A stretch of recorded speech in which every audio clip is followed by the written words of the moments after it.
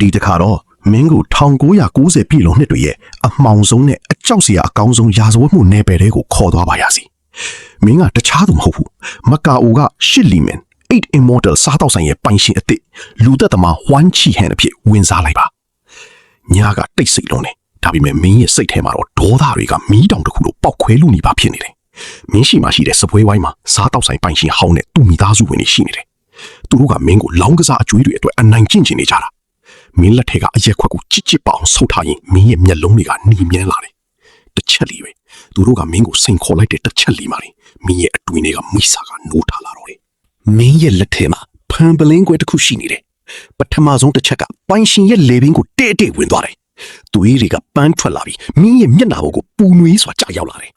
အဲ့ဒီအချိန်မှာမင်းကြောက်ရွံ့မသွားဘူးစန့်ကျင်ပတ်ပဲမင်းယူသွားစွာပြုံးလိုက်မိတယ်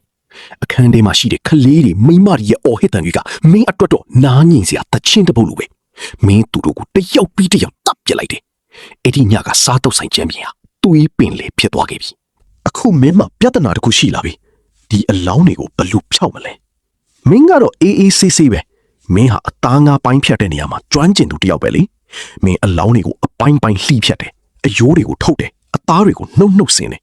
မင်းရဲ့ဓာတ်တန်ကတစ်ချက်စီးကြထွက်ပေါ်နေတယ်မင်းမအကြံကောင်းတစ်ခုရပါတယ်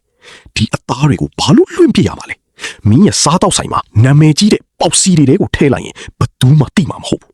နောက်ရက်တွေမှာမင်းရဲ့စားတော့ဆိုင်ကလူစီးကားလွန်းတယ်လူတွေကမင်းလုပ်တဲ့ဝက်သားပေါက်စီတွေကိုမြင်ရီရက်ရီစားနေကြတယ်မင်းကတော့ကောင်တာနောက်မှာရက်ပြီးသူတို့ကိုကြည့်ရင်ခတ်တိုးရဲနေမိတယ်စားကြပါအားရပါရစားကြပါလို့မင်းစိတ်ထဲကပြောနေတယ်သူတို့စားနေတာကဘာအသားလဲဆိုတာမင်းတယောက်ပဲသိတယ်မင်းရဲ့လက်တွေကအမြဲတမ်းသွေးညှစ်နှံ့နေပေမဲ့မင်းကတော့ဒါကိုအမွှေးနှံ့တာလို့ခံစားနေရပြီဒါပေမဲ့ရဲတွေကမင်းနောက်ကိုစတင်လိုက်လာပြီကမ်းခြေမှာလူလက်ချောင်းတွေတွေ့တာကနေစပြီးမင်းစီကိုလမ်းကြောင်းပွင့်လာတယ်မင်းကိုဖမ်းဆီးပြီးစစ်ဆေးတဲ့အခါမှာလေမင်းကမမူးဘူးမင်းကသူတို့ကိုလှောင်ပြောင်းတယ်ထောင်ထဲမှာမင်းကိုနှိပ်စက်တဲ့အခါမှာလေမင်းကအန်ကျိတ်ထားတယ်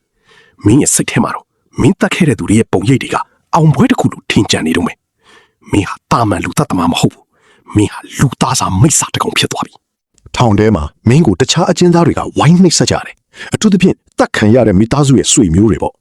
မင်းရဲ့ခန္ဓာကိုယ်ကနာကျင်နေပေမဲ့မင်းရဲ့မျက်ဝန်းတွေကတော့အယူတယောက်လိုတောက်ပနေတော့မယ်မင်းဟာနောက်ဆုံးမှာတော့ကိုအဆုံးစီရင်ဖို့ဆုံးဖြတ်လိုက်တယ်မင်းရဲ့သွေးတွေကိုချမ်းပြင်ပေါ်မှာမြင်နေရတဲ့အချိန်မှာမင်းပြုံးလိုက်မိတယ်မင်းကိုဘယ်သူမှအပြစ်ပေးလို့မရတော့ဘူးမင်းဟာမင်းရဲ့လျှို့ဝှက်ချက်တွေကိုယူဆောင်မိအမောင်ထူတွေကိုပျောက်ကွယ်သွားတော့မယ်မကာအိုရဲ့လမ်းမတွေပေါ်မှာတော့မင်းရဲ့ပေါက်စီတွေအကြောင်းကဒန်ဒါရီတစ်ခုလိုကြံရစ်ခဲ့ပြီလူတွေကပေါက်စီစားတိုင်းမင်းရဲ့မျက်နှာကိုမြင်ရောင်ပြီးတုံးလုံးနေကြလိမ့်မယ်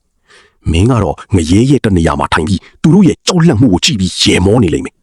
ဒါဟာမင်းရဲ့မပြီးဆုံးသေးတဲ့အယူတယောက်ရဲ့အောင်နိုင်မှုပဲ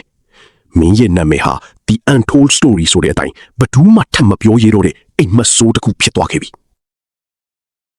ယခုလိုတင်ဆက်မှုတွေကိုသဘောကျတယ်ဆိုရင်အသေးပေး follow နှိပ်ပြီး YouTube မှာလည်းတွားရောက်အားပေးလို့ရပါတယ်